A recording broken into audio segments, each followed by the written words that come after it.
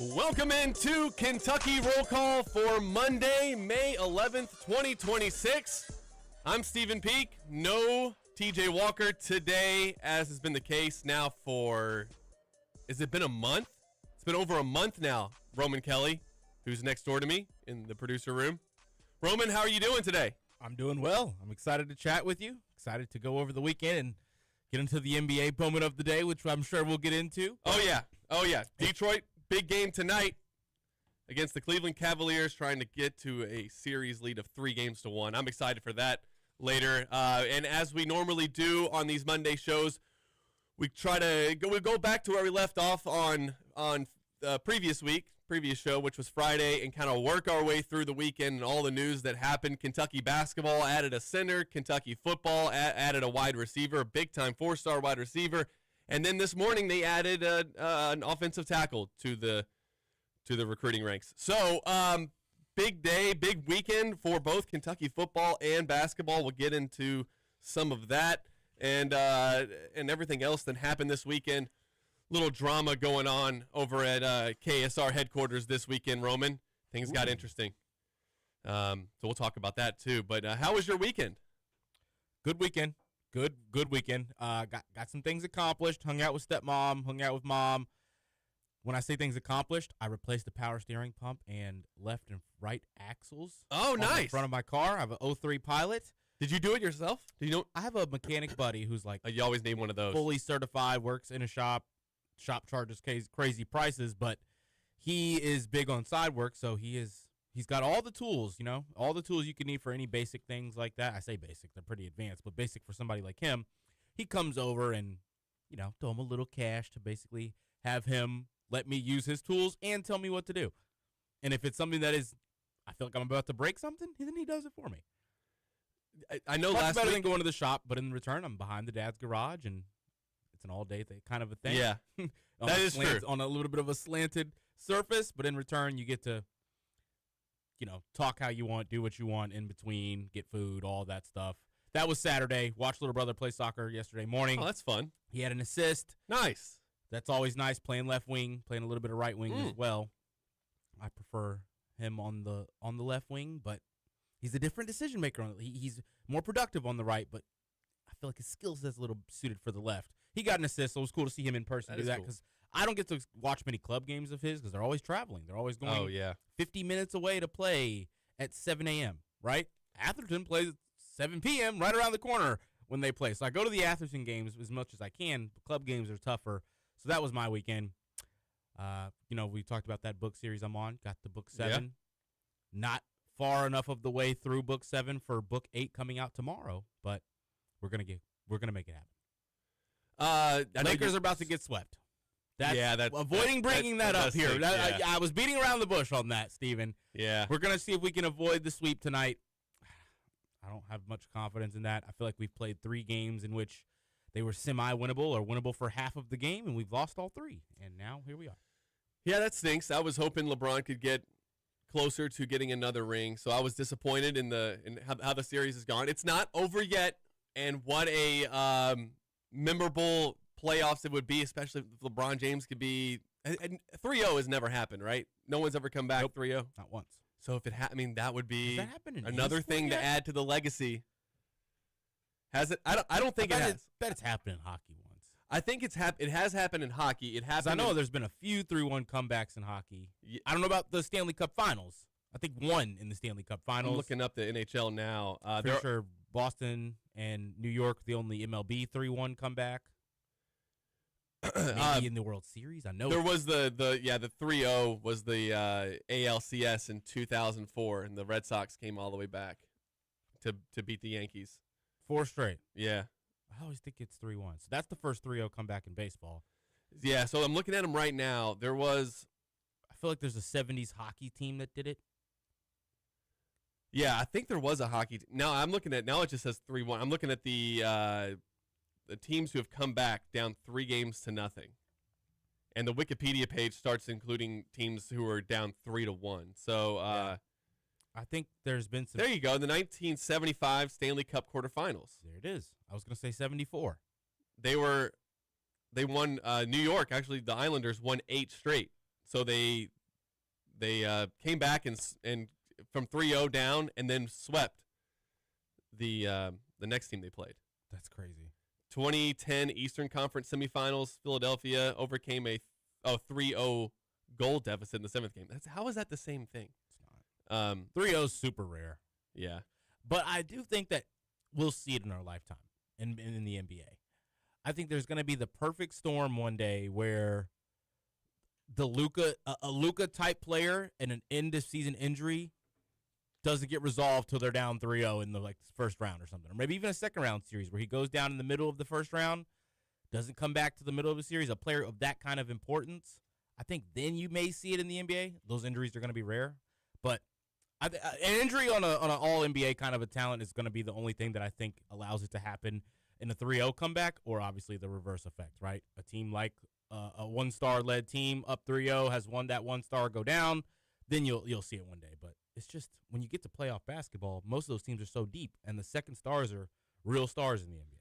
Oh yeah, it's really tough. I mean, baseball, it's a lot of it is the pitching matchups. All pitching. But with basketball, it's the same team every night. So if you got down 3-0, it's just that team's probably better than you. Mm-hmm. And so to come back and upset them 4 straight times is either impossible. You gained a player or they lost a player. Yes, that's really it. And I thought maybe getting Luka back would obviously would help. Who was it? The Heat have come back 3-1. We've seen some 3-1 comebacks in the NBA a lot the last 5 years. I feel like it's been teams coming back from 3-1 and then losing Game 7. Well, LeBron did it about a decade ago. How long ago was that? 11 years ago? Was it really? Or maybe it was. Was it 2015? The Cavs came back and beat the Golden State Warriors? No, it's 2016, 10 years ago. It was 2016? Okay. But they won Game 7. That's right. So that happened. Heat lost Game 7 2 years ago. Jimmy Butler, three-pointer. Right. Well, that happened the same year so the Cleveland Cavaliers came back down 3-1, and then the Cleveland Indians blew a 3-1 lead in the World Series to the Cubs. So, both of those happening in the same year. So yeah, we'll talk about some more NBA stuff. There's a lot of interesting games happening throughout the weekend. And as I mentioned, my Detroit Pistons, you heard that, Roman. My Detroit Pistons play tonight in Game 4 against the Cavs. But just going back to Friday, we just mentioned the Cubs. They extended their winning streak to 10 games on Friday night, and we don't have to talk about what they did the rest of the weekend. But they had the best record in baseball for a day or two. Now it's back to the Atlanta Braves. The Atlanta Braves have the best record in baseball, and those two clubs will face each other next week, I think. And then, so Friday, we got done with the show. It was, we had a lot of stuff planned for the weekend, obviously, so my wife and I took it easy. She met up with some friends on Friday. I stayed home, did some work with KSR, and then I kept reading, and I finished Rick Pitino's book that he wrote in 1993. And Roman, I have all kinds of highlights and notes and everything in this book because I'm going to do a little book report, video essay on it later on this week. And the parts in here, he mentions John Calipari in this book more than any other coach in college basketball. And I realized he played John Calipari twice that year. Dale Brown is someone else he would constantly fight with, but John Calipari's name is in this book quite a bit, and you can tell Rick doesn't like him. There was one of the lines from the book here. He says, John Calipari. I met John when I was a counselor at 5-Star Camp, and he was a camper. He wasn't that talented then, but he got the most out of what he had at Moon Township High near Pittsburgh and later at Clarion State. He was a good floor general, which is what you call point guards who can't play at the next level. The unnecessary shots at John Calipari. There was also one here where he had a misprint, and this is after they played each other. Didn't Calipari have an upset win? No, so they played each other in the regular season, and they won. I think Kentucky won in 1991-92. John Calipari beat Kentucky in Lexington in 1995 in the 95-96 season. And then they played each other in the tournament, and Kentucky won that game. I think they played in the Final Four. But in 1992, Kentucky swept them, and they did play each other again in the tournament. with a chance to, I think that was the Sweet 16 game. So I guess the winner of that game would play Duke in the Elite Eight in Philadelphia. And there's a misprint in the book. And it just so happens to be as he's making fun of John Calipari. So he gets this line in twice, and it's Kaywood Lefford. They just ordered calamari, and I guess a Freudian slip of some sort. Kaywood Lefford talks to John Calipari and said, that fried Calipari sure tasted good, and Rick made sure that was in the book twice. So the rivalry between those two coaches was very real. He also, interesting, Roman, he was talking with the coach, he suggested this young guy who was coaching George Mason, his name was Rick Barnes, and he said he would be a great coach someday. Fraud. He's made it to one Final Four. You want to know some other predictions? This is the most fun part. It's funny that he got that prediction right, but in the long run, it's like, not going to be able to. If he would have stayed at Texas, he probably would have a national title by now. Definitely would. You joined Tennessee, who's not allowed to go to Final Fours. And so I love books that are written like 30, 40 years ago that make predictions about the future. And so he makes several predictions throughout this book. One is that he predicts Shaquille O'Neal is going to dominate the NBA. I don't know how much of a hot take that was in 1992, 93. Yeah, I think we all kind of knew about. You could have got a hot take out of that. Yeah, maybe. But he was dominating college, so there's a good reason to think that he was going to do the same thing in the NBA. He also predicted that by the year 2000, the NBA would have teams from Italy and Spain. So that hasn't happened yet, and we're in 2026. Roman, the year 2000 was like this. There was something magical about it for everybody. As we led up to the year 2000. It felt like the future. Once we got to 2000, we've hit the future. So I noticed in a lot of books that I read that are from the 90s, late 80s, they make predictions about the year 2000. What will the world be like in the year 2000? Like, he wrote this book. It was 8 years away, but they still act like it was going to be a new life. Yeah. Y2K. Do you remember Y2K? A little bit. Yeah, I remember we were all supposed to be scared of something. I don't really remember what was going to happen, but the computers were going to attack us or something.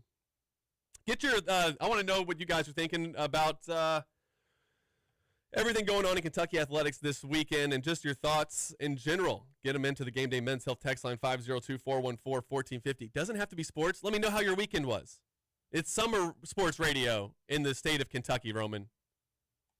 We're talking about anything and everything. That's the best time of year. Yes, it is. There was another. Oh, the other prediction was that C.M. Newton would try to get Kentucky to the Big Ten. He said, and it actually does make sense. He says geographically we belong in the Big Ten, and I think Rick wanted him to do that while he was at Kentucky, and of course that didn't happen. And how do you think Kentucky would do in the Big Ten, Roman? Do you think it'd be better for them or worse?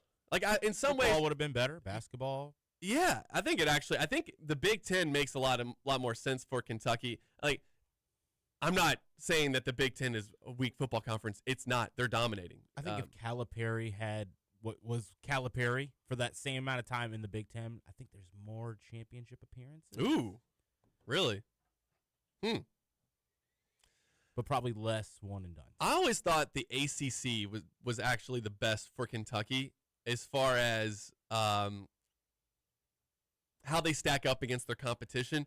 So with football, they fit in perfect in the ACC. They might make the playoffs several years in the ACC. Man. And then basketball, you're in there with Louisville, Duke, and North Carolina, and NC State, and other good basketball programs. Technically more historic basketball programs. Yeah. And then the SEC got good at basketball, and it didn't really matter. But it would be fun to be playing at Cameron Indoor every other year, playing in Chapel Hill every other year. I miss the home and homes. Florida State 5 stars versus the Calipari 5 stars. Yeah. That's cool. Local John here. Hey, Peak, I'm glad we added. If you all can help me again with the phonetic, type his name in phonetically into the Gameday Men's Health text line. Frank Kepning. That's how I'm going to say it until somebody corrects me. I'm glad we added Kepning to the roster. Let's finish strong with maybe Marino and Milan Momcilovic. That would change the narrative of the team for sure. Hey, the current backcourt we have right now, is that the best backcourt Coach Pope has ever coached, or even the best he has had at Kentucky? No. I really like Lamont Butler and Kobe Brea and Jackson Robinson. I mean, if you'd have had Kirk Reese the whole season, and then Otega Owe, that first year was still his best. That is, if to answer the other part of your question, that is the best that he's had ever at BYU, at any other. I mean, at Utah State, Utah Valley, wherever he was, doesn't matter. That's the best he's had, was that first year. And I don't think that last year's, even with Jalen Lowe being healthy, would have been better than the one he had the year before, which is why that's so disappointing. Kobe Brea is an NBA player. Lamont Butler's in the NBA ranks. Yeah. And even if Lamont Butler, he could just be like a really good college player, you know? Like, he went to to national championship game and had a crazy Final Four performance, I believe. I mean, his performance against Louisville, the fact that we don't, one of the most efficient, yes, I mean, UK performances ever. I totally agree. It might be up there for one of the best individual performances in an individual game that Kentucky has ever had, which is insane. And it's actually insane. I know, and it's Lamont Butler. Like, prior to that shot in the Final Four, nobody knew who Lamont Butler was. Like Pope and Kelsey have both done some weird, through all these ups and downs. Like Michael Brown ties the record for most points in a game. Yeah. He has a player break the 3-point in a game record, player break the assist in a game record. You've had Pope. I think Pope did something in the last 10 or 15 years, never beat this team twice in away games or something like that. Yes. I don't remember. Was it Tennessee? I don't remember who it was, but it's like they both have already done things that have never happened in their school's history yet. I forget which one so many negative. Yeah. It was in the first year one. He beat, Calipari never did it, and the last coach had never done it. And he did have the most wins against top 15 teams. In a single Kentucky season. In a single season. That's just crazy. Yeah, it's almost like when Joker Phillips ended the losing streak to Tennessee. So he beat Tennessee 10-7 in 2011. And I think it was 2010 he beat Steve Spurrier. Kentucky had never beaten Steve Spurrier. And they were a top 10 South Carolina team came into Lexington. And Joker Phillips' team led by Mike Hartline and Randall Cobb took them down. And, it's kind of similar in that regard. Hopefully these coaches, hopefully Mark Pope has a longer stay in Lexington than Joker Phillips did when he did all of those things. But, I mean, the fact that we don't talk about the Lamont Butler game, the fact that it's not known as that ubiquitously. Is that the right word? Probably. Okay. Sometimes I just like to throw out a big word and just see. I think it's because it doesn't get grouped in with anything special. Like, if he beats Kentucky last year, then you've got the win against Louisville in year one was like this. The win against Louisville in year two was like this, right? And those are two heavy positives you have for both seasons. You don't get to really group those things together, having lost the second one. So I just mean the Lamont Butler is what I'm saying. Specifically Lamont. Yeah, Lamont should have there should be. We should know when I say the Lamont Butler game, no one should be like, oh, what game is that? It's the issues with mercenaries, Steven. I know, but man, everybody loved Lamont. He was awesome. And the kid played through two nagging injuries and basically a dislocated shoulder for most of the season. Texas A&M wanted to play football that night and kind of ruined Kentucky's season, despite Kentucky getting a 12-point win, 81-69 in that game. I think that was the final score. How good is my memory? Let's check it out. We'll look it up during the break. I don't have time to do it right now. Another text into the Gameday Men's Health text line. Pat Buchanan wrote many books predicting the future. I'll check out some Pat Buchanan books. Where is Louisville's roster notably better than Kentucky's? Is a text into the Gameday Men's Health text line. Okay, that's a good question, Roman. I think obviously the 5 position. Yeah, I mean, if you want to just take a bird's eye view, I think the defensive versatility from top to bottom. If Kentucky gets Malachi back, if Kentucky gets Milan Momcilovic back, then you can start to argue, is Louisville really better at the 4 and the 5 but right now they're a lot better. So and then you got the Keze, 5-star, That's number what- yeah. 1 rated big. yeah, so he's going to play is he going to play the 5? We don't know yet. And then Badunga will play the 4? Or Fulgaris at the 4. This kid Fulgaris. I forgot. I keep forgetting about him. That's where I feel like we're elevated. Man, why is Kelsey really going after the bigs this Had time to around? change it up. We were soft in the interior 2 years in a row. Do you worry that there is an overcorrection happening in Louisville like it was with Kentucky last year? If Fulgaris couldn't stretch the floor, Yeah. and if we weren't having a full-on shift in the play style, right? If you were going to just try to do what we did last year with these guys, same coaches, same everything philosophy-wise the same, knowing you brought 2 defensive-minded coaches in who have specialized in getting the best out of bigs on both ends of the floor, that's a major, major positive and kind of or a factor in avoiding those emotions and feelings. It's still a question mark, though, right? It's still something I'm not sure about, but I lean towards being confident about. And then I think Carter Knox gets a bigger role here. Yeah. Woolley gets a bigger role. So Jackson Shellstad gets to show what he can do the entirety So of Carter a college season. will play the 3? At the moment, yeah. Unless Keze's really a game changer, right? Then you go Yeah. Fleury at the floor, or you go massive lineup. Fulgaris at the 3, Carter Knox at the 2. I think you have some options now. If Carter Knox takes a big jump this year, then 3 through 5, Louisville's going to be pretty solid. Look at his stats his sophomore year at Arkansas. He was, let's see how many points. 8 points per game. 8.1, yeah. 3-point percentage was 37%. That's 38%. That's pretty good. Yeah. I'd take that. Took a jump. I think yeah. in a system like this, that'll, prioritize He's our gonna shooters. He's going to take more threes. Calipari is allowing his teams to take more threes, but you can tell If it's not driving kick to the corner. he doesn't like it. He doesn't. He does not like relying on 3-point shots. Calipari is a very conservative coach. I used to think, and he should, like, the thing that you can rely on the most in the tournament is if you have length and if you can play defense, Yeah, if you're right? athletic. Yes, because play conservative. you don't have to worry about if your team goes cold, right? Devin Booker, you know how many 3-pointers Devin Booker took in the 2015 Final Four game against Wisconsin? I don't. He took 0.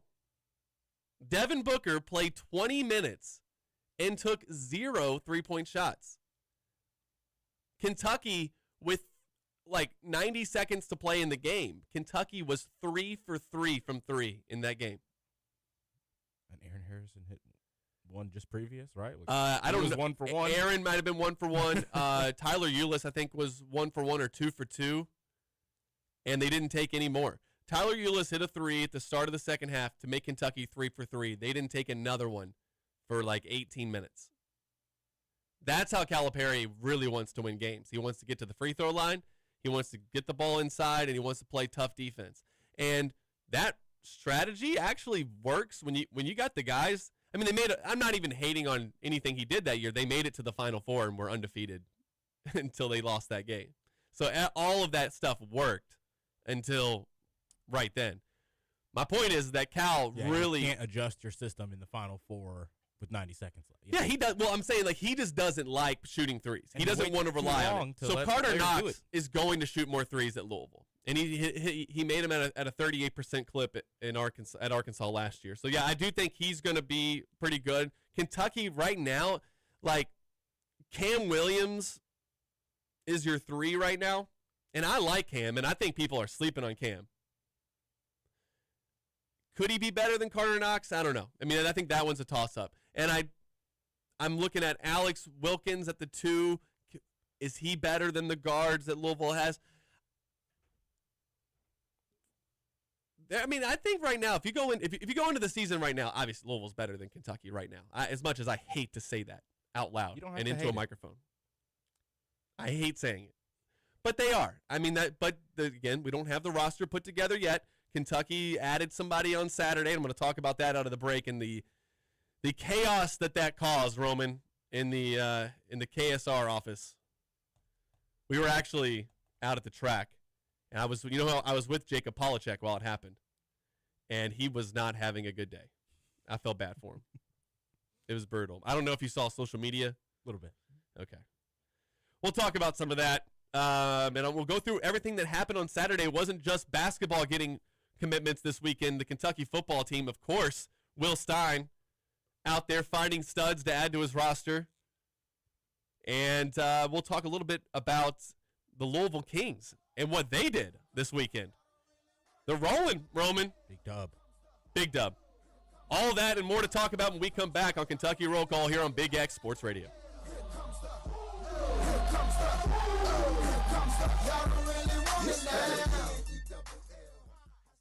The post position draw was Saturday, which used to be in the middle of the week. Now, Todd Pletcher.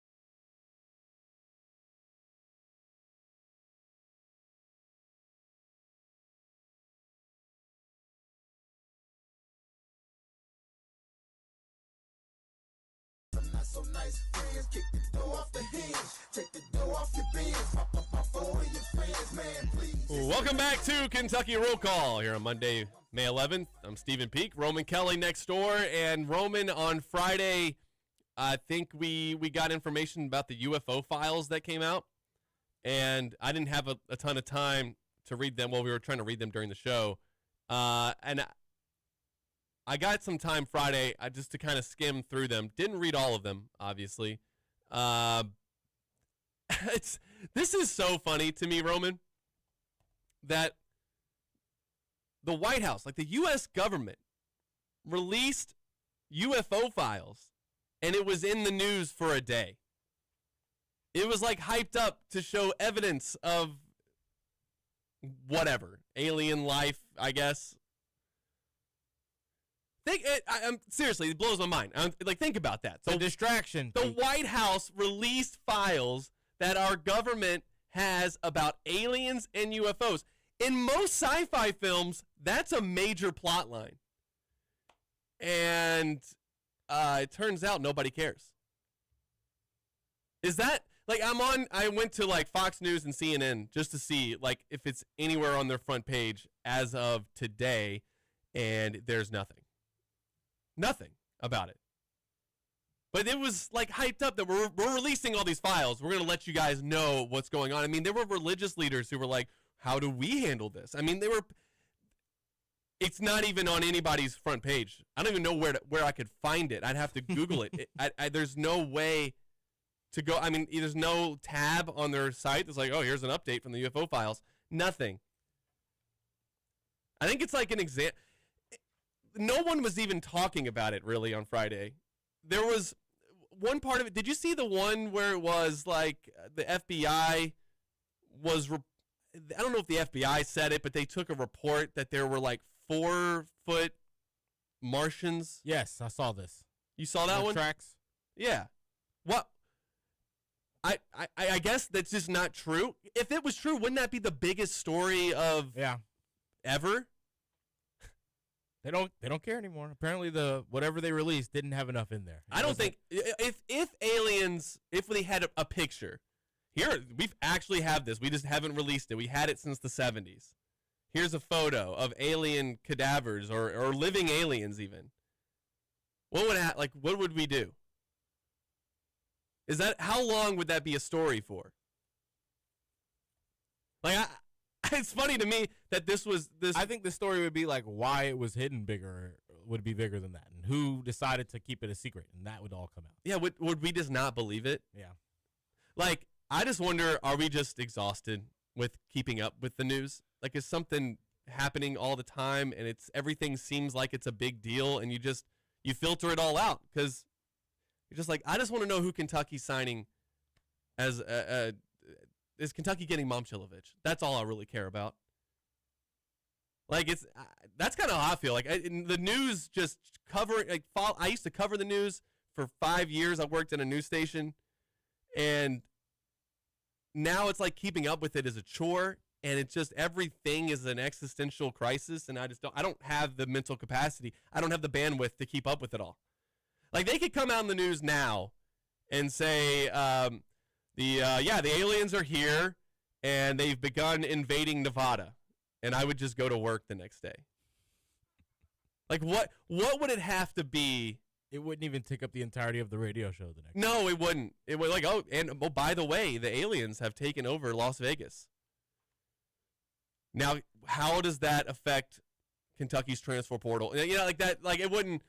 That's the length of time I'm going to give it. I wonder, what would have to happen for us to be oh, well, we're not going into work tomorrow, right? Would we have to see a spaceship coming down, what's landing near us? What's the Area 51? Yes. There'd have to be an escapee from there. And multiple. If there was just one, we'd all just end up going to work. Yeah, we'd be yeah, they'll get him. Yeah, they'll find him. It's no big deal. It would have to be Independence Day. Area 51 blew up, and we don't know what the consequences are. Yes. Yeah. That would still be regional. A 3 Mile Island kind of deal. That would still be regional. So that's what I did on Friday. Read a little bit about that. Read some Rick Pitino books. Then went to Saturday. And Saturday, Roman, I was excited. We got some tickets to go to Churchill Downs. I love going the week after Derby and seeing how different it is. I mean, it's just not even the same place. There's 1/10 of the people there. And yeah, we got a little box. It was fun. It was my sister, her boyfriend, my wife and I, and then Jacob Polachek and his girlfriend joined us. And I thought this was going to be a fun day. I don't really get to hang out with Jacob very much outside of work, so this will be a good time. And before I leave, I get text messages from some other sources that are like, Kentucky's going to get this guy, and I'm like, well, I'm telling my wife, like, this kind of sucks. Like, now I got to be on the ready for doing a rapid reaction or doing something like while I'm at the track. So I even debated, should I bring my laptop with me? But then I thought, well, that'll be a whole deal if I have to do that. So I'll do it on my phone if I need to. And then Jacob Polachek reached out to somebody close to Frank. What I say his last name was? Kinpong? Yeah. Well, how do we pronounce? Did we ever figure out how we pronounce it? I've already started calling him Kinpom in my head. So Kinpom. Okay. Kinpeng. Yeah, there you go. Kipeng. Kepning. Kepning. Yes. And so is it Frank? You know what? I'm going to call him Frank Kepning, and then when I get corrected, I'll say something different. Anyways, Jacob reaches out to the guy close to Frank, and that guy straight up says, and this is somebody Jacob talks to a lot, that guy straight up tells Jacob, no, Kentucky's not interested, and he's not interested. So I'm like, great. Going to be a fun day at the track. Have anyone 6'10" that can shoot the three? That's a good text. Can aliens will the NCAA allow aliens to play? You have to. Are they protected by Title IX? I'm not sure. But here's where my Saturday started to get blown up. Jacob says, I talked to the guy, they're not getting them, so I'm like, all right, we're going to go bet on some horses, going to have a fun Saturday. Oh, a work-free Saturday, which I don't get very many of, and I was kind of excited to have one.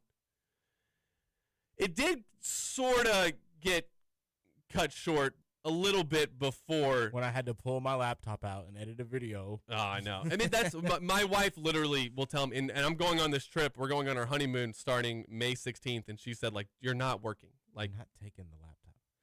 I will probably take my laptop, like, just because for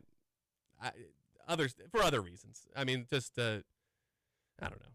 It's probably going to be so I can get some work done when she's asleep. If we're being honest. But the news that first, and this is news we kind of expected on Saturday, 4-star wide receiver Ivion Lewis commits to Kentucky. Who would not want to play for Will Stein? Everybody wants to play for Will Stein. Here's what Lewis told Jacob Polachek prior to his announcement. He said, I like the coaching staff. It's not just the receivers coach, but the OC and the assistant receiving coach. Every coach showed me love and showed me that I'm wanted. They showed me that I'm needed, and that played a big part. He's good. He's a really good wide receiver. I mean, again, like Kentucky's getting guys right out of the jump with Will Stein that when I was growing up, you just couldn't get players like this. You were hoping that you could take a 3-star, like, I always think of Andre Woodson, who was he could be a good one of the best quarterbacks of my lifetime. Yeah. Andre was one of the best quarterbacks of my lifetime, and he was like a 2 or a 3-star, and they worked him up to being what he was. That's what you had to hope for. You had to get a guy like Josh Allen, who was a 2-star, and build him up until he's an NFL guy by the time he leaves. Well, Will Stein is getting some talented players, and this is one of them, Ivion Lewis, 6'3", 4-star prospect. Last fall, he earned All-State honors. He caught 42 passes for 1,046 yards, 12 touchdowns. He also had a 1,000-yard season as a sophomore, where he had 45 receptions for 1,069 yards and 14 touchdowns. He's been the guy. He's been the dude. And again, like, you go through Kentucky's 2027 recruiting class, and it's a top, right now I think they're one of the top 12, just outside the top 10, depending on which service you're looking at. But you look, I mean, there's 6 4-stars right now, and then you got several high 3-stars. Look, I'm not being, I know that they're not winning a national championship. All right, like I get that. But what they're doing is stuff that I haven't really seen done at Kentucky at this level.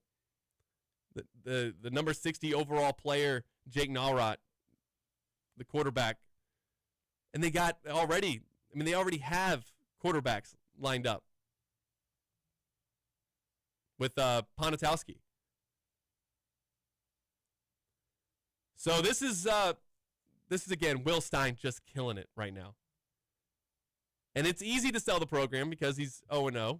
He's never lost a game as a head coach. But I do wonder, Roman, do you think him being a younger guy is working to his advantage right now? Like when I think about what some of the players were saying after the spring game, when they were saying like, yeah, Will's in the locker room singing along with us to the songs we're playing. He's like, do you think there's something to that? There's definitely something to that. He knows what it means to be in their position because he's seen it closer. He's seen the details to that. He understands the details to that because he's a lot closer to that himself. Yeah, it wasn't that long ago that he was playing. I also think that, like, you're seeing the epitome of that in Oregon with their recruits, right? He's gotten the 5-star guys around him. He's gotten the high 4-star guys around him. He knows what they're into. He knows the way that they think more so than the average older coach.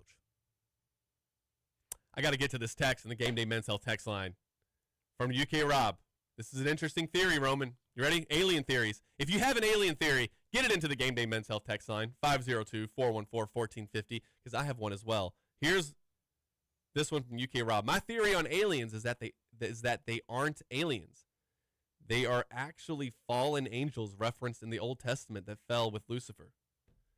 That would be an interesting one. That could be it. Now, here's my theory. What if they're not aliens from another galaxy? What if we figured out time travel in the future? But what if there were rules, like really strict laws about how you can do it? So you can only go back and observe. Because if you mess with the past, the butterfly effect, you know the butterfly effect, right? Yes. So like what if you got into a time machine and you went back in the past, and like you've seen in the movies, they mess with something in the past, and then it screws up the whole future, and you may not even be born. So what if they can only go back into these time machines that you're seeing the videos where like they're flying, they're doing maneuvers that no one's seen before, and then they duck into the water for some reason? What if we figured out time travel, and these aliens that we're seeing is just what future humans started to evolve and look like? I feel like something like they would have dropped a piece of a scrap of metal or a piece of plasma. Well, maybe that's all the stuff we have. Maybe all the ships and all the UFOs that we've seen and the whatever we have at Area 51. Maybe those are the time machines. Okay, that could be it. Yeah, probably not, but it's just a theory that I have. What do you have to say to the scuttlebutt out there right now that UK is landing these recent guys because they're paying them to come visit and paying them 10 to 15% more than anyone else? Are you talking about football? Yes. I get them. Like whatever you got to do. If you have the money, get them. Get them, because it's so important. And I said this about the Mark Pope era, especially going into the second season. Will Stein has all of these accolades. People are calling him the best play caller in college football. He has had success, but not as a head coach. So it is important that you get this thing off on the right foot, and then you prove that Will Stein can win football games. The same thing with Mark Pope, and that's why I thought that it made a lot of sense to spend a lot of money last year. Let's spend a lot of money. Let's get to a Final Four, and then we won't have to overspend like we did this year. Because now you got a coach with some cachet to them. Same thing with Will Stein. It's very important that after 3 years of Will Stein at Kentucky, that we've seen the progress and that there's a blueprint for how this can go. So I'm giving him credit for landing these guys because as we've seen with basketball, it doesn't matter if you want to overpay, you still lose on guys. So I'm totally fine with it. If that's what they're doing, that's fine. It ain't my money. So whatever you got to do to land these guys and get a good team so that we can have some excitement around the football program. Because I love UK Rob and I love his optimism. UK Rob, he'll text in 9-3 here in a couple minutes. That's going to be his prediction. Did you see where Nick Roush, did you see what his prediction was this weekend? I didn't. What'd he say? I think that either came out yesterday or Saturday. Nick Roush predicted Kentucky to beat Alabama in Will Stein's first SEC game as head coach.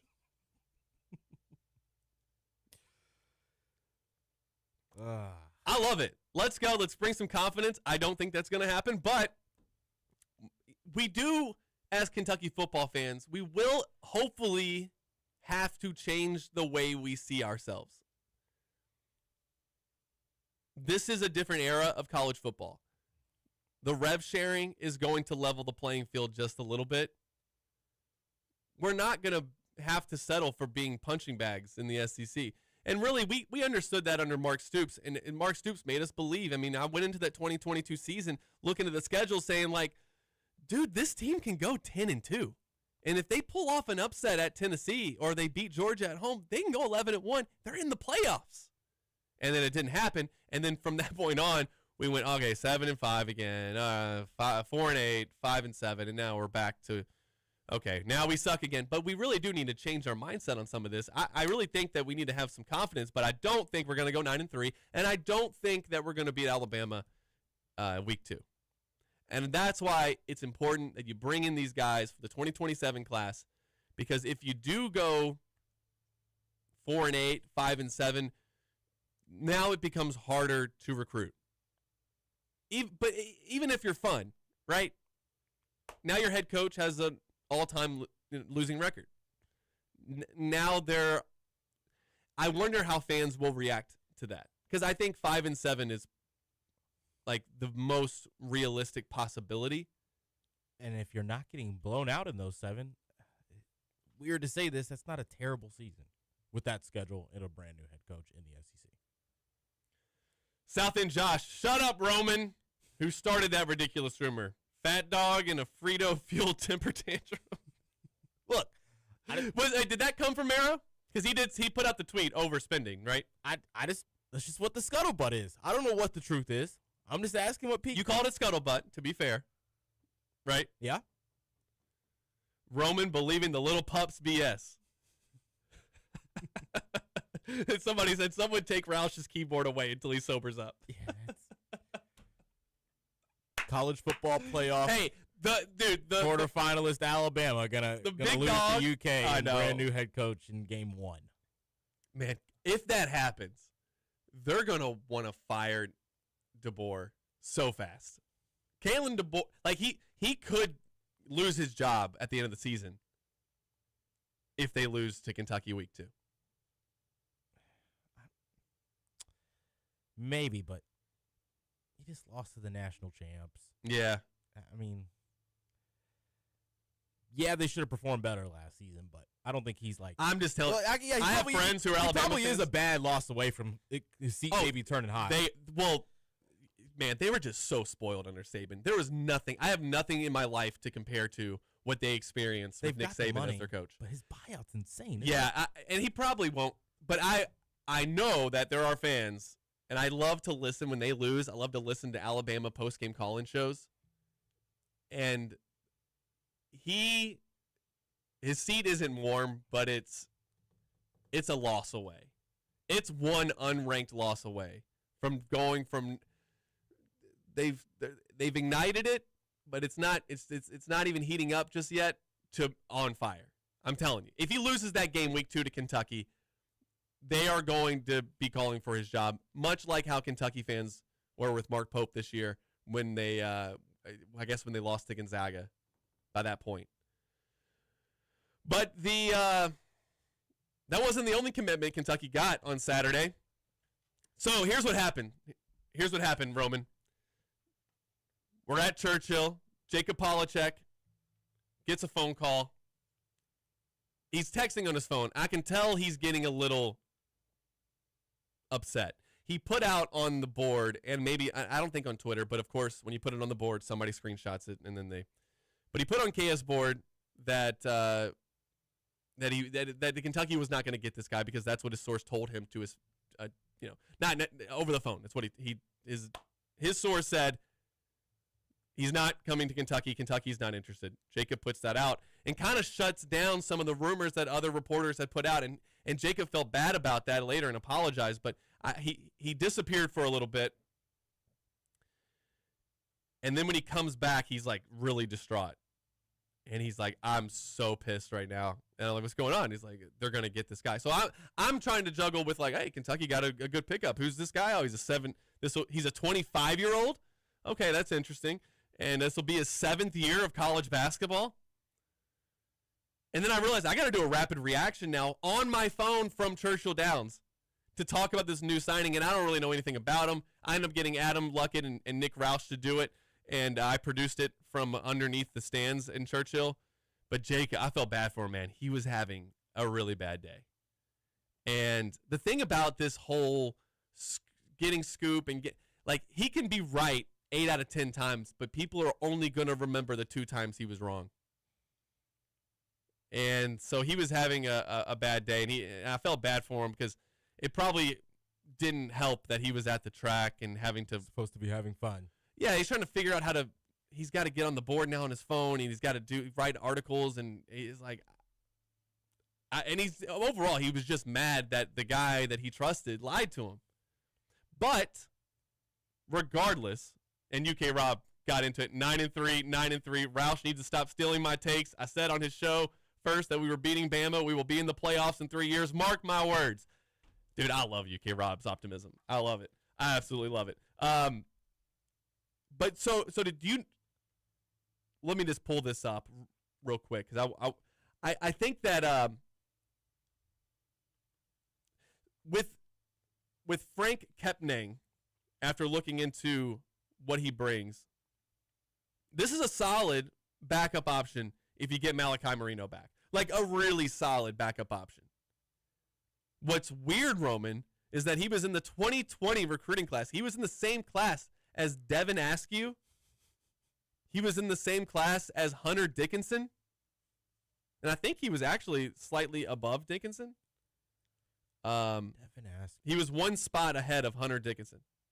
Isaiah Jackson, actually one of the better bigs that Calipari had, one of the better forwards that Calipari had. He was 3 spots ahead of Kepning. But he's 6'11". He transferred to Washington for the 2022-23 season. He suffered a torn ACL 8 games into the season. And then he had another injury, and he only played 10 games the following year. And then he started in 25 games last season. And then he had another injury. So how many games do you think Kentucky can get out of him? He's only played, in the last 3 years, he's only played 43 games. If you can get 20 out of him, that makes me worried. Makes me worried. And it's not just that, and I'll get into the next part of why I'm worried about it. But first, he was a 6-foot-tall 12-year-old when somebody approached him in a grocery store in Cameroon, which is where he's from.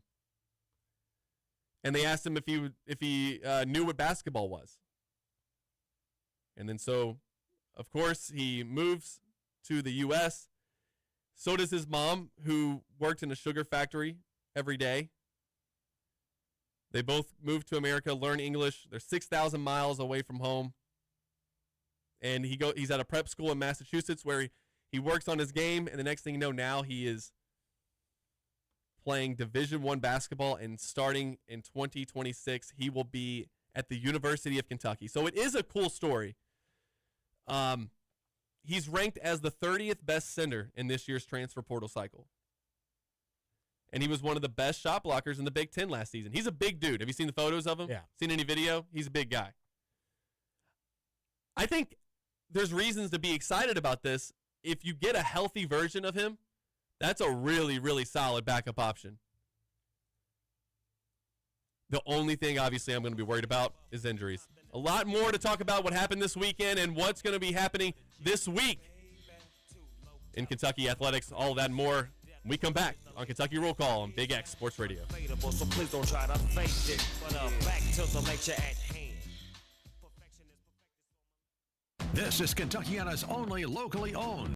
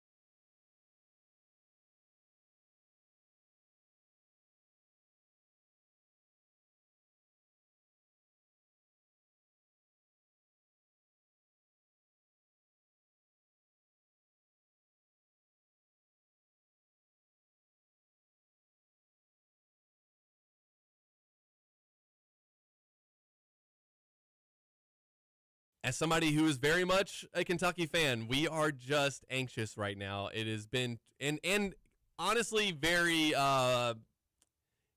irritated. What's another word? Another adjective? Angry, I guess, that we've had to wait so long to win anything of significance. I would love to see Kentucky win an SEC championship, regular season, or tournament. I'd like to see them make an Elite Eight.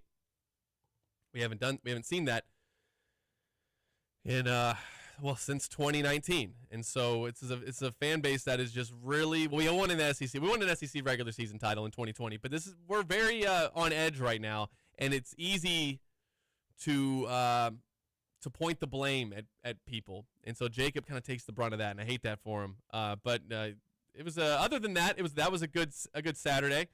Went over to my cousin's graduation. She graduated from Bellarmine. Congratulations, Sabrina. And that was it for. Oh no, we watched the Pistons game. Roman had the Pistons game on at the track. They got down by 24 to the Cleveland Cavaliers. My guy Zach Gagan, big Cavaliers fan. He's talking trash on our group chat. Pistons come all the way back. They even take the lead. But much like that game 3, I think it was in Orlando, they came all the way back, took the lead, but couldn't close it out. Yeah, Cavaliers. Donovan Mitchell go crazy there a little bit. Yeah, Cavs get the win, and that sets up a huge game 4 tonight because the Cavaliers can even the series 2-2. But, Roman, what I wanted to talk to you about is the Kings. Yes. Hell yeah. The Louisville Kings, another blowout. All win. hail the Kings. What happened? I didn't get to see any of the games, so I'm hoping you can recap it for me. Yeah, I actually, started watching it when the excitement started. They got down, and the offense was not clicking. It looked like we were on path for one of those, another one of those Kings games. Typically, the ones we had seen more so in Louisville rather than on the road. Yeah, no kidding. And they locked in there from at halftime, 24 unanswered points. Didn't let them score again in the second half. Offense was getting the job done. Great play calls from really all throughout the second half. And I think that more so, though, the defense is what really, really picked it up. They weren't allowing anything. And it was finally cool to see them put both sides of the ball together in one performance, and they did so against pretty much the best team in the league. Yeah, I was going to say, this is a big win for them. The DC Defenders are 5-2. This is like the first game all season long where I've seen the opposing fan base truly, make it about the opposition rather than just their team, being a big fan of your team in their games is one thing, but social media, making signage that is against the opposition team and stuff. So there was a lot of back and forth on social media, a lot of back and forth with the fans at games, it seemed like. And there was a lot of chit-chat afterwards when the Kings got the job done. Oh, really? Yeah. A little trash talk going on with the trash fans? talking happening with the fan page. Love that. Love that. Well, the DC Defenders, like I said, are 5-2. That loss, I guess, in the standings dropped them to 3rd. But here's where it's interesting now. The way the Louisville Kings season started, I didn't think this was going to be possible. But they are now 3-4. They are they're tied for 4th, right? So the last playoff spot with the Birmingham Stallions. Is it the head-to-head that they go off of for the tiebreaker, or do you know how they do that? Is it the? I've got to really read on that one. Okay, I didn't know if it would be like a point differential or anything like that. But yeah, the Louisville Kings, they love playing away from Louisville. They're now 3-1 on the road. Got the Defenders again this Saturday, noon. At home. At home. This Saturday at noon?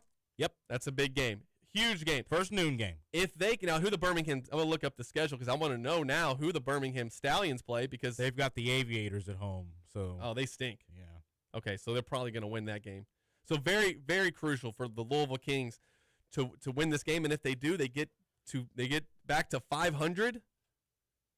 Really, really stinks that we dropped both against the Storm. Yeah, I know. If you could have stole one of those, even the game against the Stallions could have gotten that one. Isn't that who they played the first game? Was it the Birmingham Stallions? So yeah, if you could have got a win in that one, you'd be 4-3, and you'd be locked in at the 4th spot with 3 games left to play in their season. Yeah, is that right? Only 3 games left? I believe so. Yes. So 2 at home, 1 on the road. Get a home win for the crowd, for the home crowd. That has to happen. DC Defenders, so that's what I want to see next. Who do they have left? They have the DC Defenders, obviously. That's this Saturday at noon. And then after that, they will go on the road again, or is it a back-to-back home game? So they'll play the Dallas Renegades at home. That's on Sunday, May 24th. And then they'll go to Columbus on May 31st. You got to, it might come down to that Sunday. Is everybody playing at the same time?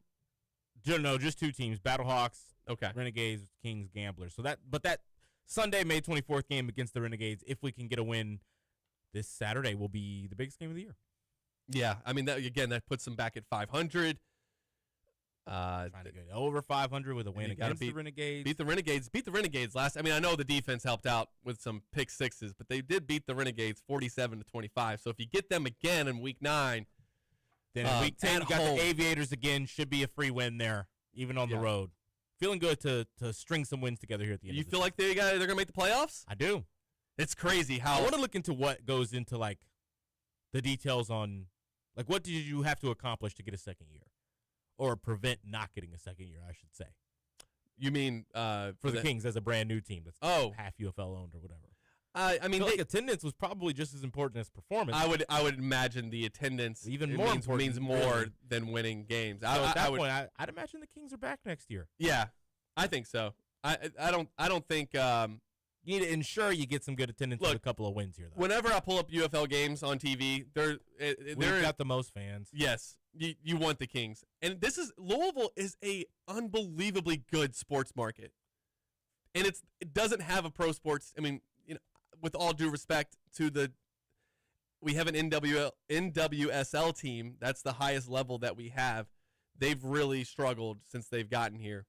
Don't have the fan bases for the Lou City's grown. Bro, an NHL team would do great here. Yeah, give us something. Somebody asked me yesterday what pro league, counting MLS, would do the best here.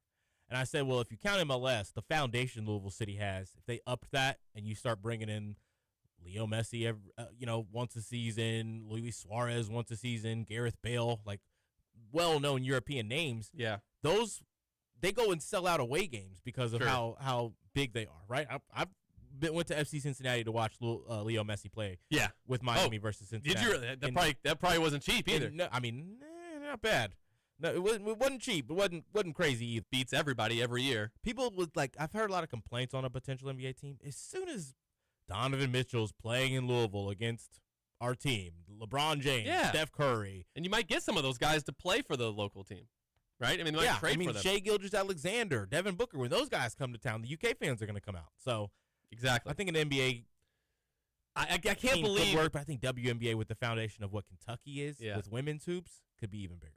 Yeah, that could be big. When talking about local names playing on the pro team, I thought NHL could work. I don't really have an NHL team, nor do I even watch hockey. But when I lived in Nashville, whenever I got tickets to a game or got offered tickets, I was taking them because it was the most fun that I had at a sporting event where I didn't really care about the outcome of the game. And yeah, so with Louisville City, you're right. They have the stadium. They can expand it. It's right there. They have a successful team, a team that has been one of the best teams in the league before.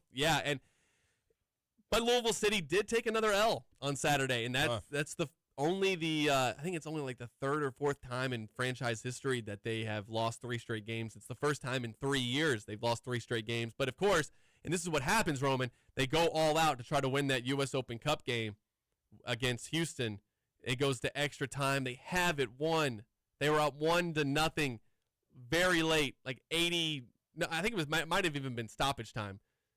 And they give up a goal, goes into extra time, and they lose, and they exhaust themselves. And when I worked for the team back in 2015, the exact same thing happened. They go to Chicago Fire for a U.S. Open Cup game, play the starters, and try to win because it'd be big for a USL team. Obviously, anytime you can beat an MLS team, it's huge.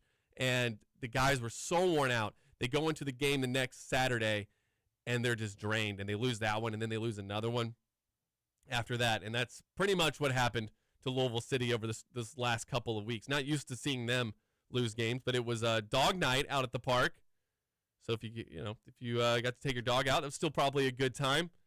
But Louisville City did take the loss. I don't know where that puts them in the standings. They're obviously having another killer season.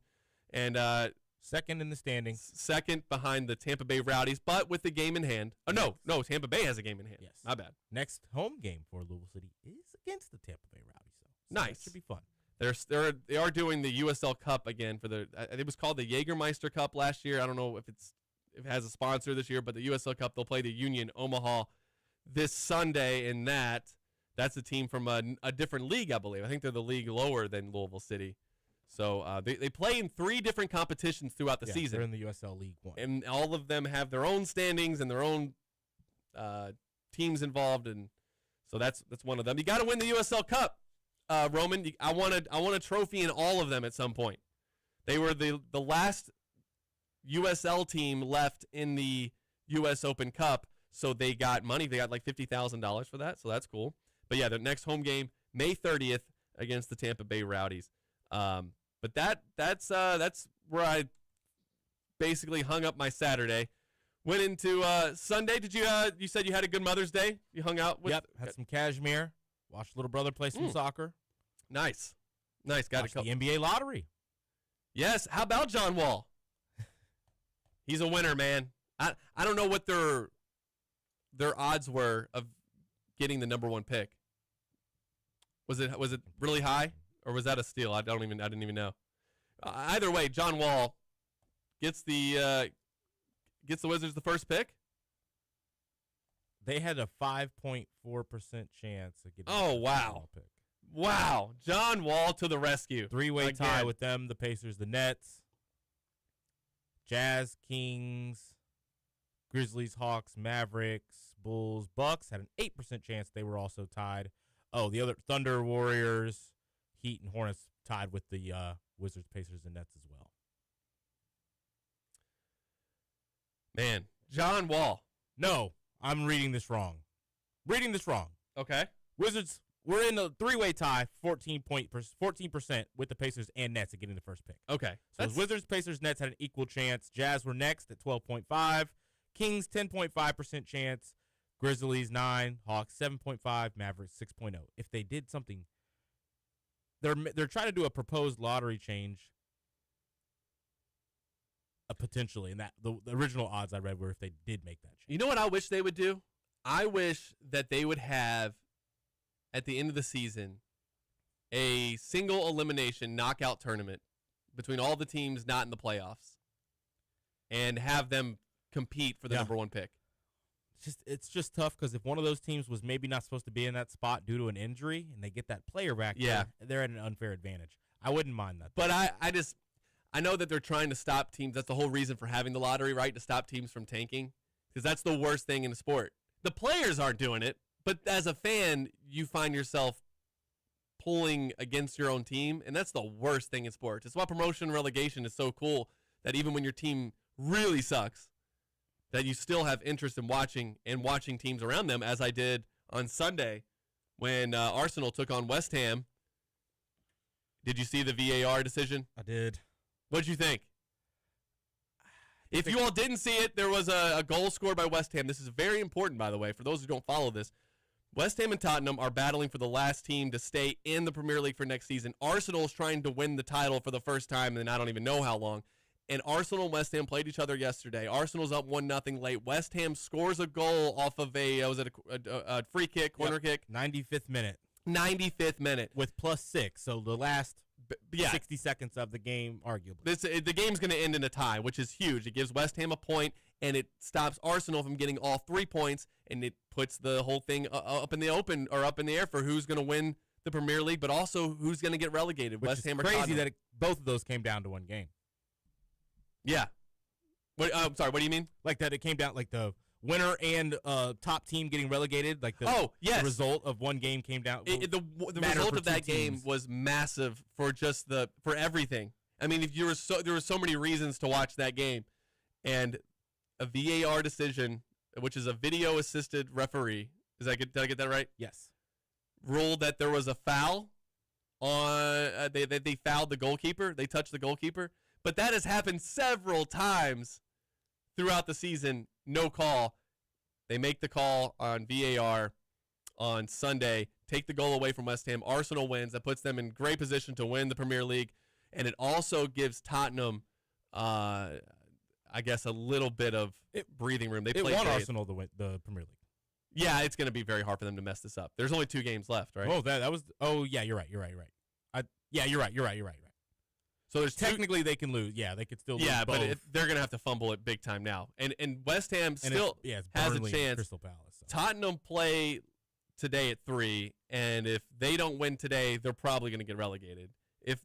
But I think that they should be able to pull it off against Leeds. We'll see. But that's at 3 p.m. today, so that I will turn that on.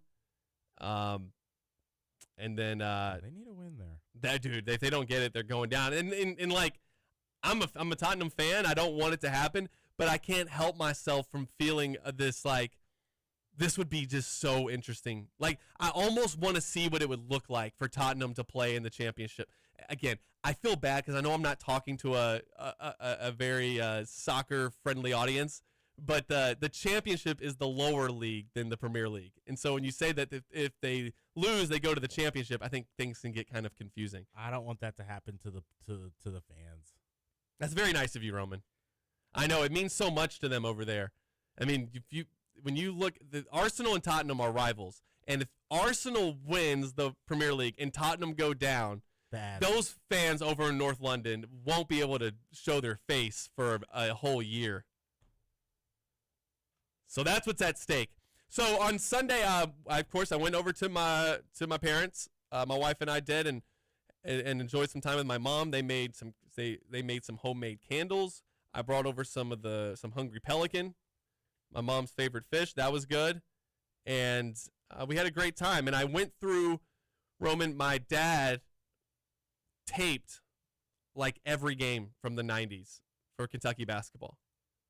So we have in our house just all these VHS tapes of old Kentucky games.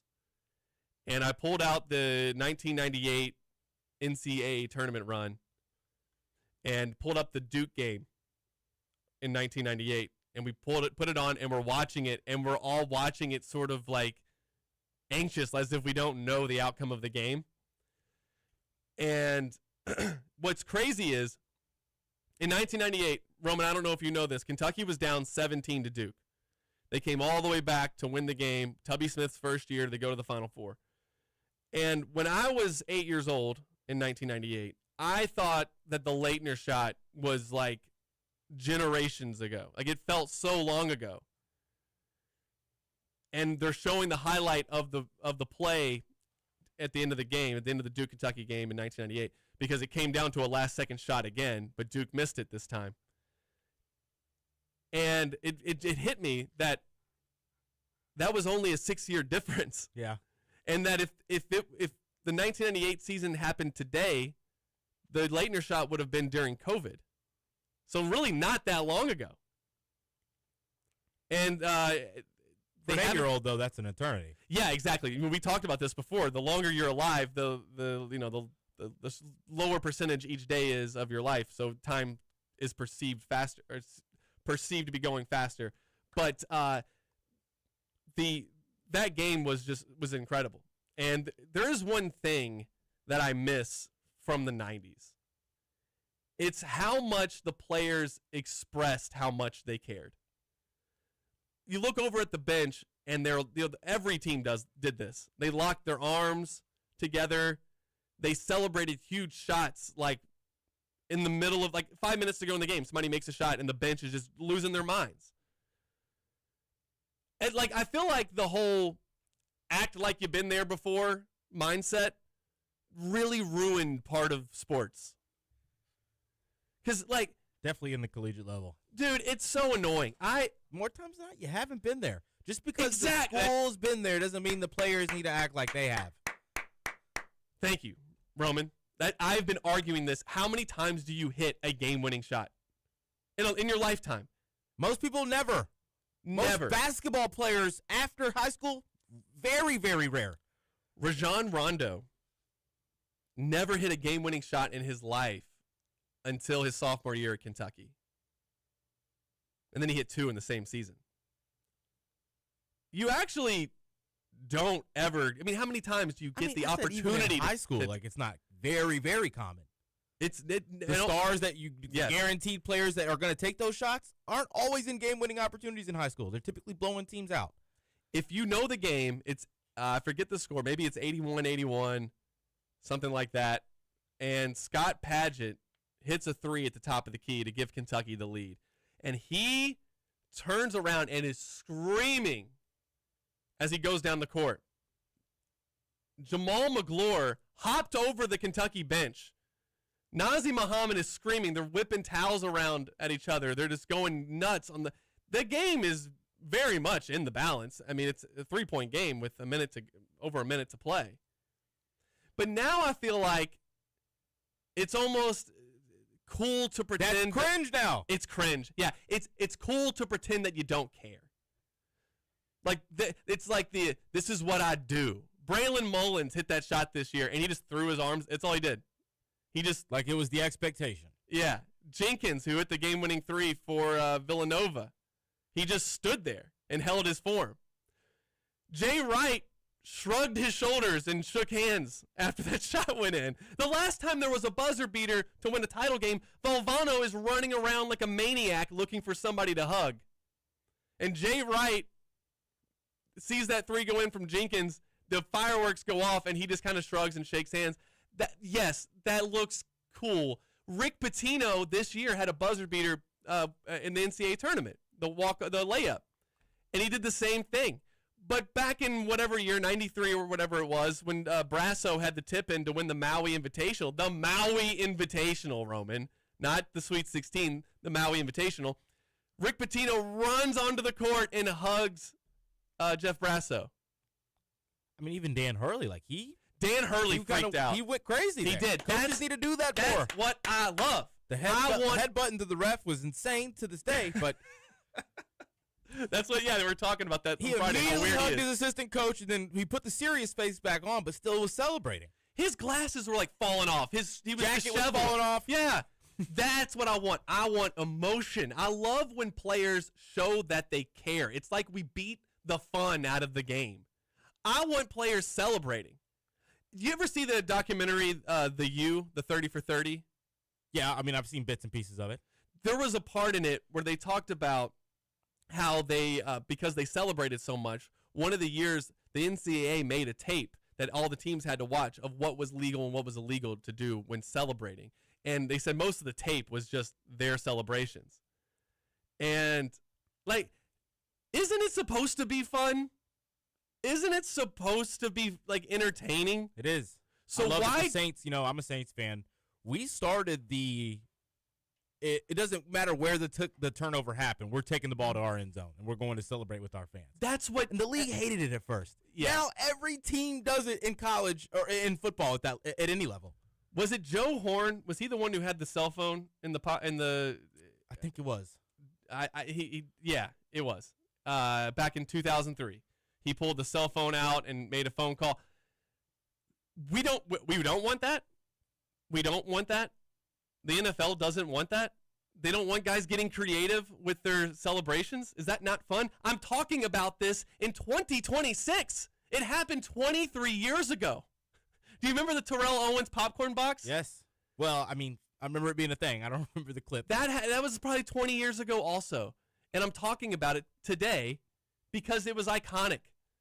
And sports leagues don't want that. I never understand. I want to see players pimp their home runs. And I think every pitcher who throws at a batter for watching a home run too long is an absolute loser. And the batter should go take him face first into the mound. Yeah, you're giving up a base because they hurt your feelings. How about this? How about striking him out? Hurt his feelings. How about don't let the other team intercept passes? How about don't let them score touchdowns? If you keep them out of the end zone, a pitch that can be hit a home run. I love how the etiquette and sportsmanship of baseball is kept in check by throwing 102 miles per hour fastballs at someone's head. So stupid.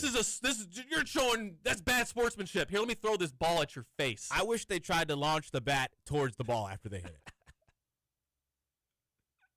it. I hate it because I take sports very serious in that I think it's a very important part of our culture and our society. It's entertainment. But it's it is for fun. but it is entertainment. Yes, exactly. And so we should encourage. Well, I don't want my kid to do that. Why? Like what?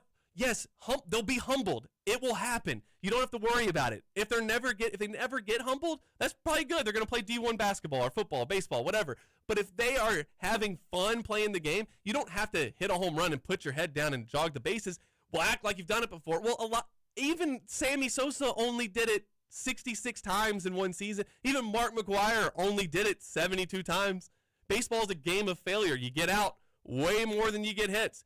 If you get out 7 out of 10 times, you're a Hall of Famer. So you know what? If I hit one over the fence, like, isn't it just more fun? Like Sammy Sosa did the hop and everything, and then he did the little kiss to the camera. Mark McGwire had his signature celebration. That's fun. That's what makes sports fun.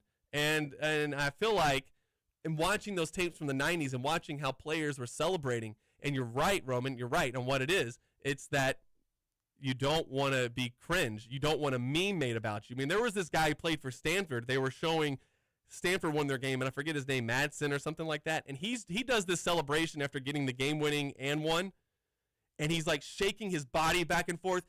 He looks like I'll put it this way. He would be absolutely made fun of if he did it in 2026. It would be a whole thing. We never would have forgotten about it. But I still don't care. Let people do that stuff. It's fun. That's what makes sports fun. What were we talking about? Mother's Day. That's right. Mother's Day was fun.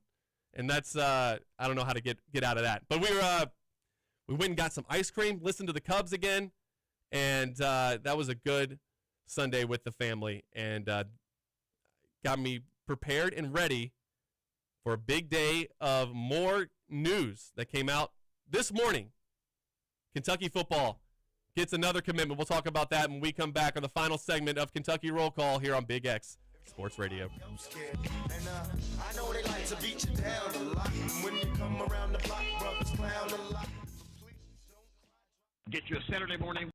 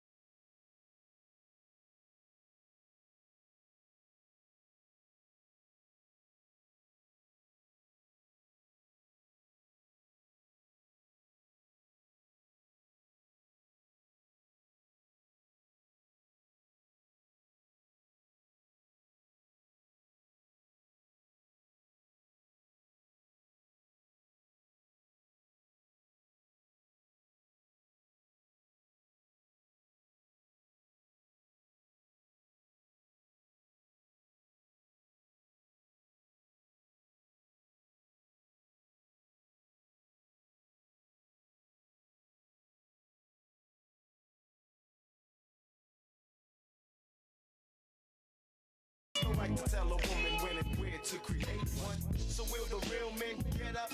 I know you're fed up, ladies, but keep your head up. Welcome back to Kentucky Roll Call here on Big X Sports Radio. Tupac getting us into the next segment. Roman, there's a really good Tupac book that just came out last year. I know you're a reader. Would you have any interest in reading a Tupac Shakur book? I would. The writer of the book is actually a sports writer. It's Jeff Pearlman, and I was a Tupac fan when I was younger. I mean, still am. But this book was so interesting.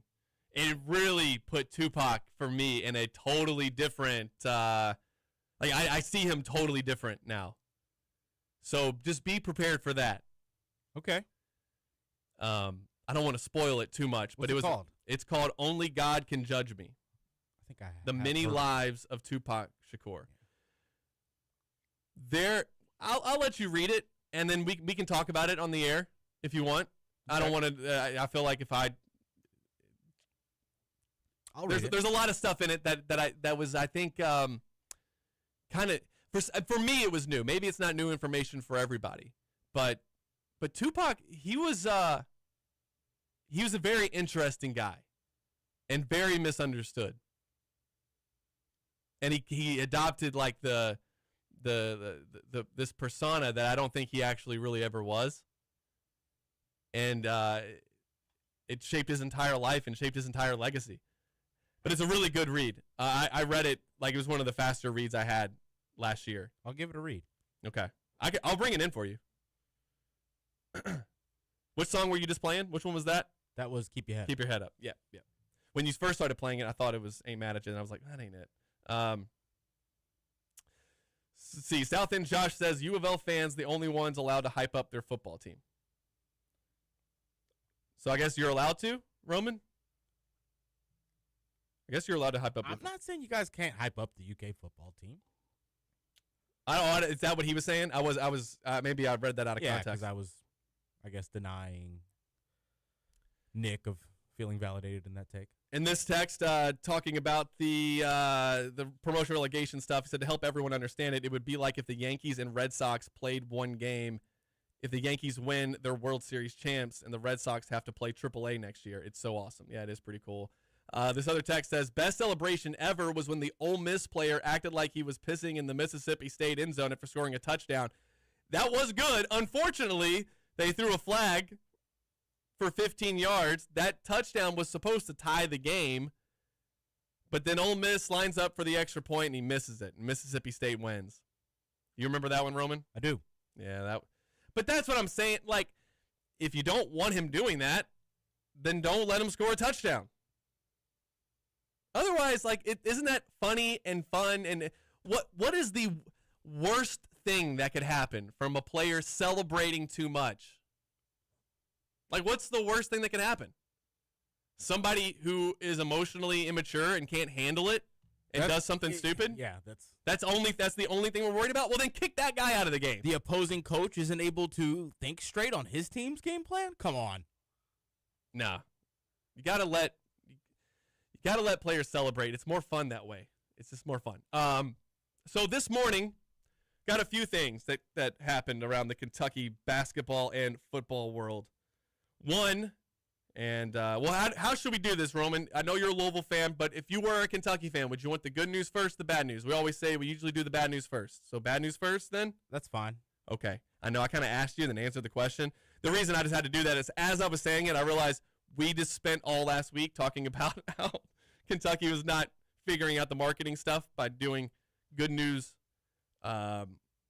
last, bad news first. So here's the bad news. And I've just texted people during the break to try to understand why this is bad news. Malachi Marino is at the NBA Draft Combine in Chicago this week. And they were having a scrimmage, and he opted to not be a part of the 5-on-5 scrimmages. I first read it, and I was like, boom, there we go. Malachi's coming back, and we don't have to worry about it. Well, apparently I was wrong. Apparently that's actually bad news. Because that might be him saying, I already know what teams want me. I'm good. Yes, basically. These teams told me they've seen enough. They've given I'm him not going to feedback. risk anything. They have given him feedback that maybe like you play in those for feedback. You go test the waters for feedback, right? Because you need more feedback. Yeah. Yeah, you want to know what do I need to do my next year in college to be ready for where you guys are going to definitely pick me, right? Well, not playing seems more like he's protecting the feedback he's already gotten. Nick Roush had a take, and I almost sent it to you, Roman. Nick Roush had a take during happy hour last week, and he said that if Malachi Marino stays in the NBA draft, then he has handed Mark Pope a pink slip. And I got to be honest, as doom and gloom as that sounds, and I said I'm not doing doom and gloom stuff, or I'm at least trying not to lean into it, that is probably correct. If you don't have Malachi Marino, then the ceiling is very low. Even if you get Milan Momcilovic. I am counting, when I say Kentucky has a Sweet 16 ceiling right now, that is me expecting Malachi to be really good and to take a pretty big step in year 2, which he has taken massive steps each and every year. You talk to people who covered him at Great Crossing, they'll say his junior year, he looked lost. I mean, he was good. He was taller than everybody, but he looked lost. Senior year looked a lot better, but still, they didn't expect him to be what he was at Kentucky last year.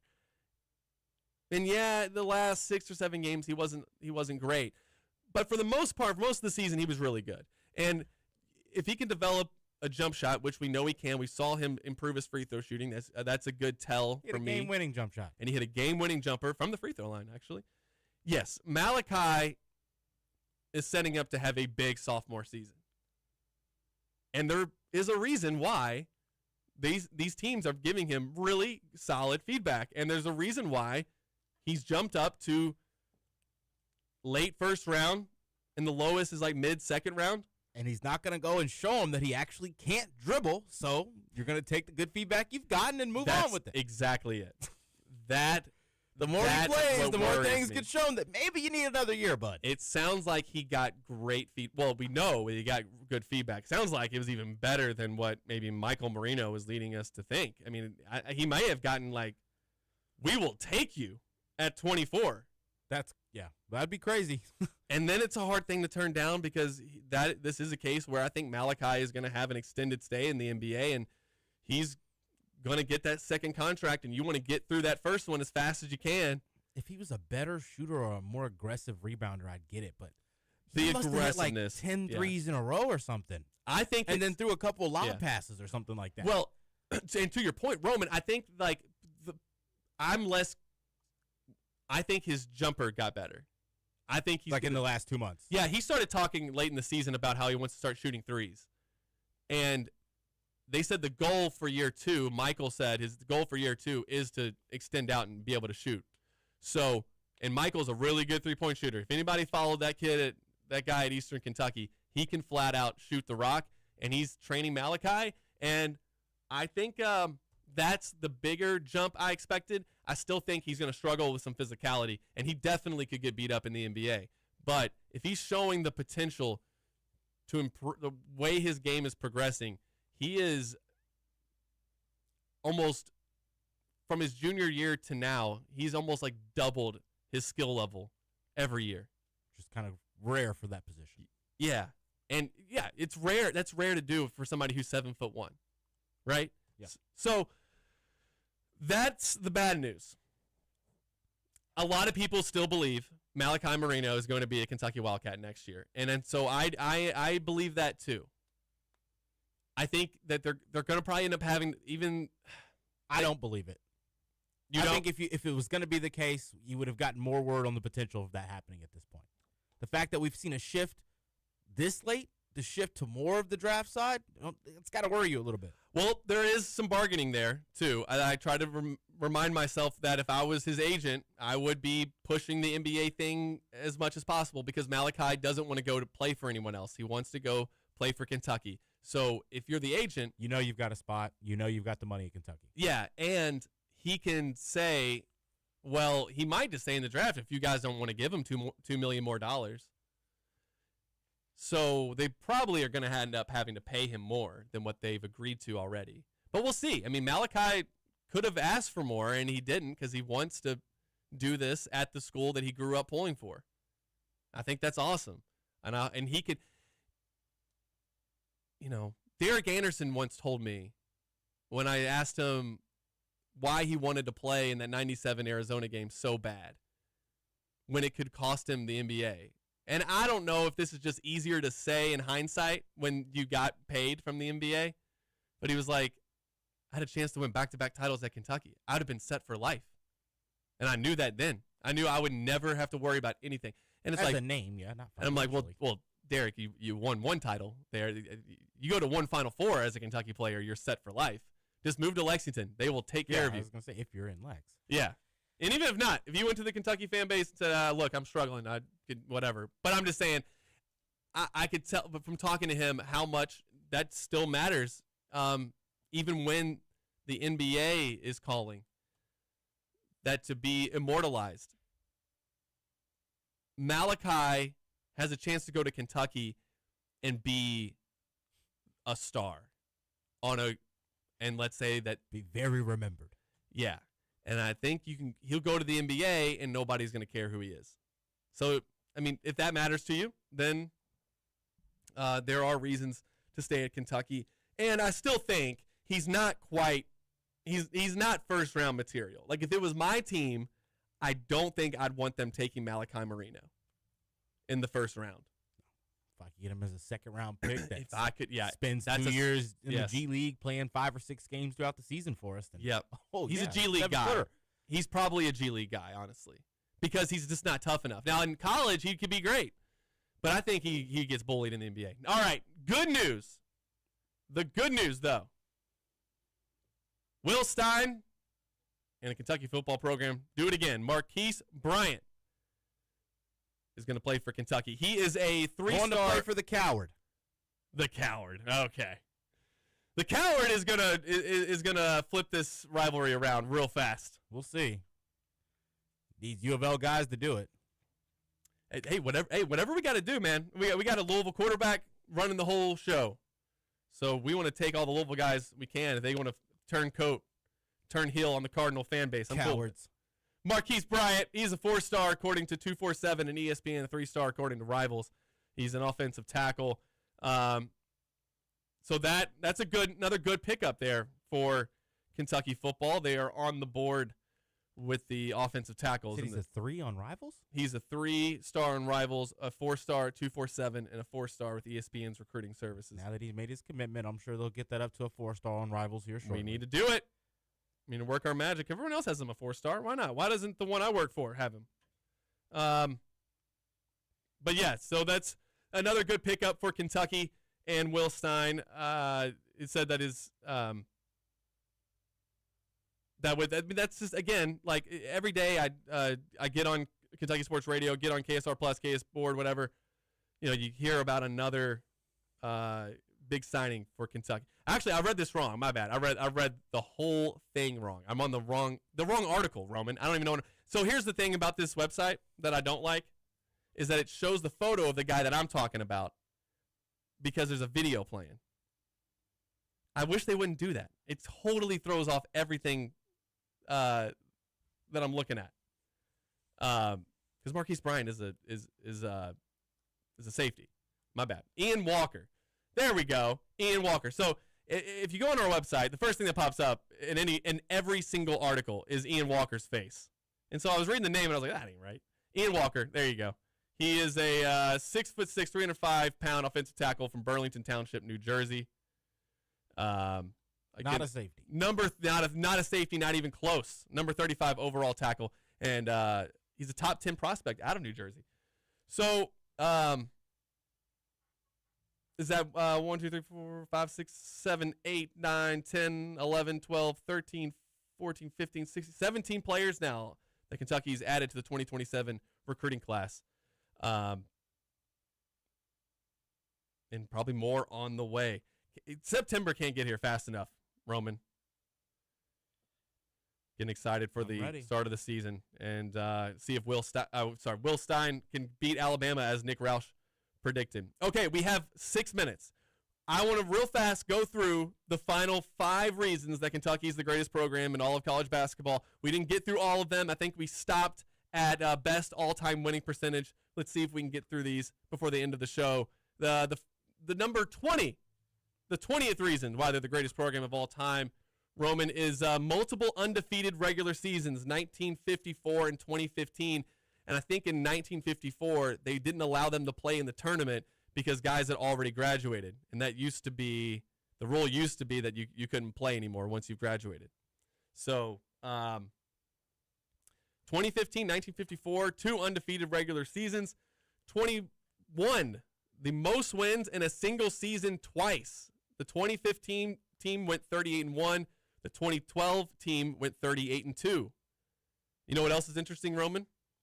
The top 3 are all John Calipari coach teams. Memphis in 2008 also won 38 games. Now, according to NCAA.com, this is reason number 22. The best team from the 40s, the 50s, and the 90s, Kentucky. And the best team of the 2010s was the 2012 Kentucky team. What about that, Roman? The best do you care? They were the best team in the 40s and the 50s? Not really. Yeah. I mean, it's cool, but like I've already mentioned several times, it was very exclusive of who could play. Things changed after that. Things changed a lot after that. But the best team in the 90s and the 2012 team being named the best team of the decade of the 2010s. I don't think there's any argument there. That team was pretty dominant. That was the real 40-0 team. If they just would have beaten Indiana and Vanderbilt. They won the Olympic gold in 1948. Did you know that, Kentucky basketball? I didn't know that. Yeah, after winning the NCAA title, the Fabulous Five, they actually morphed with an AAU team. And it's actually really interesting in this book I read about Adolph Rupp, which actually hammers him pretty hard for not integrating Kentucky faster. There was one part in that book that was really interesting, and it was I really want to bring it in because I want to make sure I get the quotes right. But it was the first time since he coached high school in Kansas that he had a black player on his team. And he actually, this is something that guy said that Adolph Rupp told him while they were in England for the Olympics. He told him that, I said, son, I hate that the things are like this. I hate that this is the way it is. Which is a really weird side of Adolph Rupp that I never heard about. And they talked about how all the Kentucky players, this guy really enjoyed his time with the Kentucky players because he felt like things were different. It's like when they got to England, all the stuff that was going on in America was put aside. And that he was able to hang out with his teammates and he thought and stay in the same hotels as them and stuff that he couldn't do when he was in America. And it was an interesting part of the book to learn about how all of that and actually hearing about how institutional, like, what am I trying to say here? It was like the racism was like, how much did people feel it and how much were they operating within the laws and within what society had drawn up? Does that make sense? Yeah. Because once they got to England, it felt like all that stuff went away. It was an interesting part of the book, but they ended up winning the Olympic gold in 1948. So I thought that was cool. And one thing I didn't know, Roman, was the 24th reason. I did not know this. Kentucky won 6 Sugar Bowl basketball championships. Kentucky has more Sugar Bowls in basketball than most football teams do. How? So they used to have all these other like tournaments and special games and bowl games. They used to have bowl games for basketball. That's weird. And Kentucky won 6 of them. Won 6 Sugar Bowls. Yeah, it is. Like they've always been called showcases in my life. Yeah, I think they called it like the Sugar Bowl Showcase or something like that. Because there was one they played in more recently, like in the early 90s, late 80s. And then I have a bunch of honorable mentions, which we can save. I don't know. We got to probably wrap the show up for today, but a bunch of honorable mentions to get through as to why Kentucky basketball is the greatest program in all of college basketball history. Roman, this is your favorite part of these shows, isn't it? I would hate being on the other end of a Louisville fan telling me why they're so great, and I have to produce that show. I honestly would hate it, so I appreciate you, Roman. Thank you. Everybody's got to be a fan of their own team. You got to hype up your own team, Roman. That's what we're here for some propaganda, and we have more tomorrow. KSR Takeover Tuesday. Lots of guests coming up to talk Kentucky basketball and football. We'll see you then. Thanks for listening to Kentucky Roll Call on Big X Sports Radio.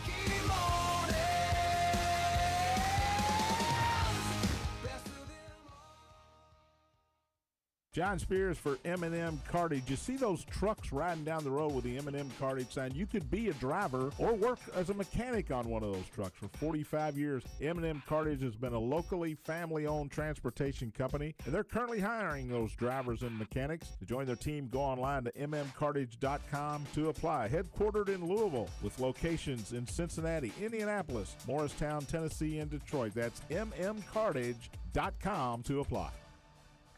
Hello, I'm Todd Metter, President and Founder of TKM Financial Services here in Louisville.